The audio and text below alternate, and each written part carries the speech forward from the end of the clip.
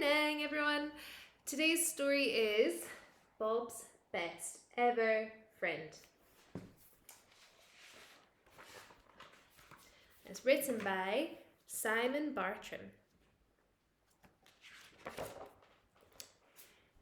It was a Tuesday morning in space and nothing much was happening. By 10 o'clock, Bob, the man on the moon, had finished all of his jobs for the day.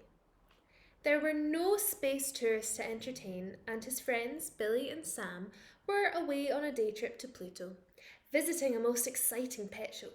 They hoped to see some alien animals there, but Bob thought they'd be disappointed.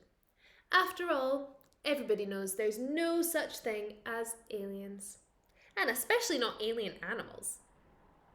With nobody to talk to, Bob felt a little glum. Then, at lunchtime, he even had to bounce on his bouncy castle alone, and that had never happened before. Quite frankly, Bob was a bit lonely. Poor Bob, bouncing on his bouncy castle by himself. To cheer himself up, Bob went for a quick spin around the universe in his rocket. Nothing much was happening there either. Unfortunately, every last planet was closed for the winter, so Bob stopped off on a passing asteroid to enjoy a nice cup of tea and a corned beef slice. The view was beautiful. It was just a shame he had no one to share it with. What I need, thought Bob to himself, is a best ever friend. A chum. Someone to help with intergalactic missions and jigsaw puzzles. A pal who'll always be by my side. But where on earth could he find a friend like that? Oh, dearie me. All on his own. Gosh. For the rest of the day, Bob pondered his problem, until it was time to return to Earth for a nice supper of fish fingers and peas. As a Tuesday treat, he allowed himself to eat in front of the TV. The newsreader was warning that a troublesome asteroid had been causing havoc elsewhere in the solar system and was now in danger of crashing into Earth. Bob was glued to the screen. He wished he had someone to watch the programme with. It was so exciting. As he sipped his cocoa in bed, Bob thought it would be so much easier if a best ever friend could find him instead.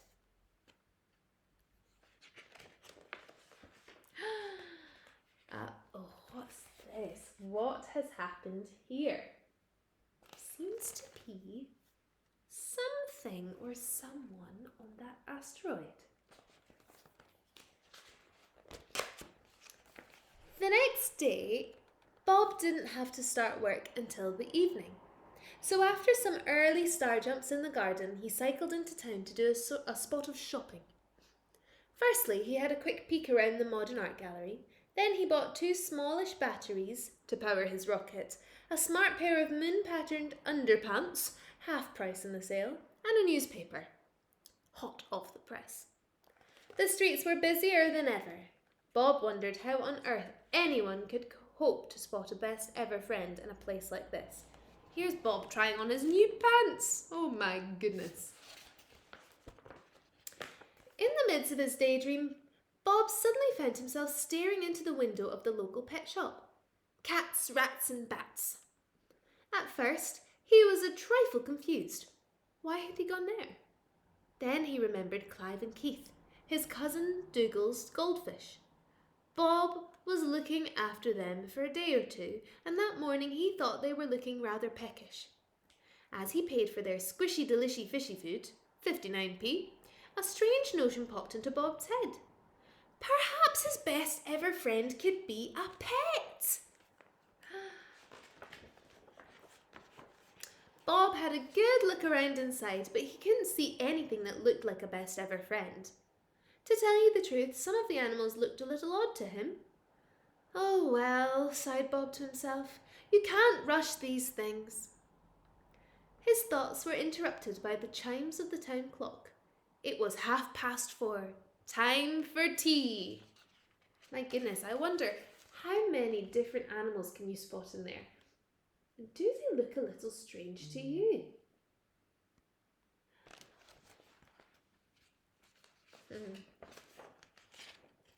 The best tea in town was served at the Moon Soup Pit Stop Cafe. Bob felt quite at home amongst the moon pictures and decorations, although sometimes he did call it the Moonstop Pit Soup Cafe by mistake. That's what Miss Vakeney just did. He wondered if anyone could recognise him without his spacesuit on. No one did, so he sat quietly and nibbled his favourite moon soup crater cake. He knew it was really just a donut, but it was tip-top tasty all the same. It was a shame there was no time for seconds, but night was falling and Bob had a job to do. The moon was waiting. Who do you spot in the corner of this picture here?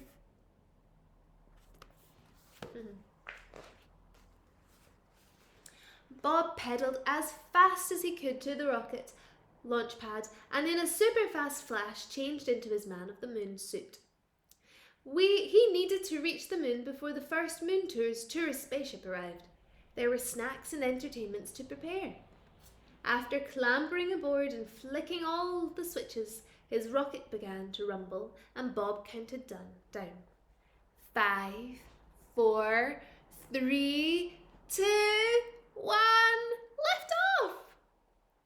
By 5:45, he was zooming towards the golden moon, and by 6 o'clock, he was there. Gosh, can you imagine if we could get to the moon that quickly? How much fun would that be? Wow! I spy a sneaky visitor on this rocket ship. Can you see them?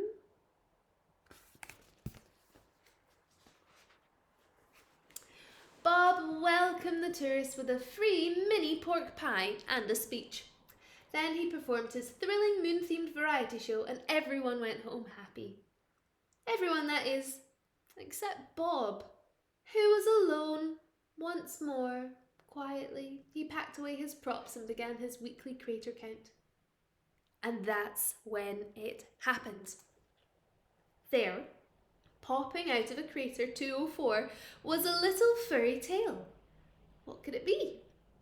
The closer Bob got to it, the faster the tail wagged, and then, as if by magic, something amazing shot out of the crater. No one in the whole universe would have expected to see what Bob saw at that moment. What do you think it is, everyone?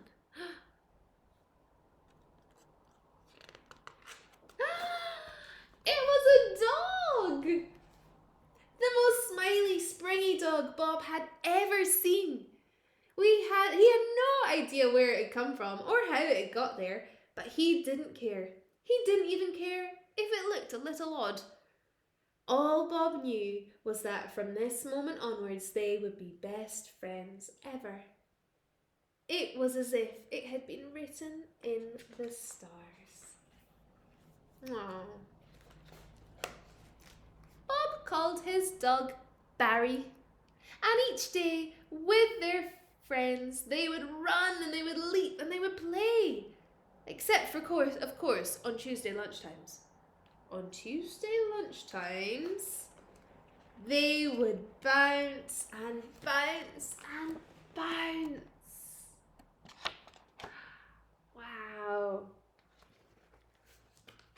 The end.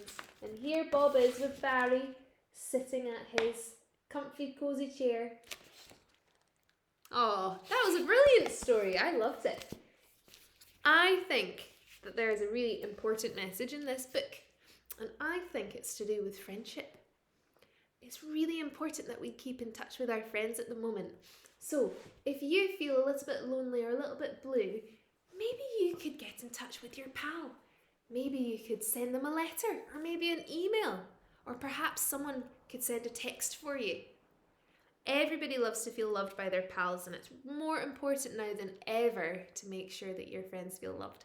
So make sure that you reach out.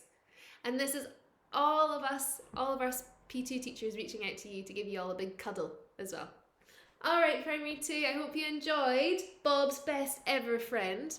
I wonder what an alien dog would actually look like. All right, everybody. Speak to you soon. Lots of love.